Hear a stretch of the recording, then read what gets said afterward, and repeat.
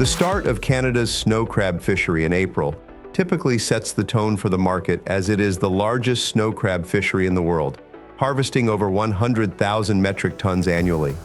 The industry now sits on edge as snow crab harvesters, processors, and buyers in Canada and the U.S. await decisions and then consequences on new trade tariffs between the USA and Canada.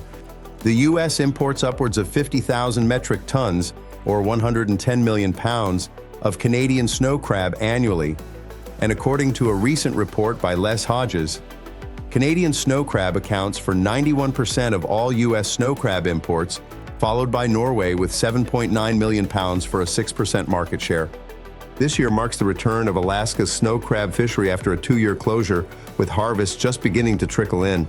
However, the total allowable catch remains significantly lower than in previous years, capped at around 4.7 million pounds, or 2,100 metric tons. While this resource is tariff-free for the lower 48, scarcity and price pressures will be a real issue. Russia's snow crab total allowable catch increased to almost 51,000 metric tons this year. However, at the time of reporting, Russian crab and Russian origin crab is still banned from entering the U.S. Norway increased its snow crab total allowable catch to over 12,000 metric tons, up about 3,000 from last year. The season started on January 1st, with only small volumes said to be exported, and Norway typically harvests 100% of its limit. After several years of abundant carryover inventory, Canadian snow crab prices have surged by 49% year over year.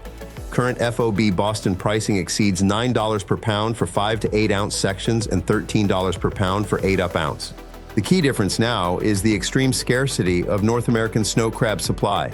Regardless of the outcome of the tariffs, further price increases are inevitable due to limited inventory. However, there is a ceiling to what consumers are willing to pay.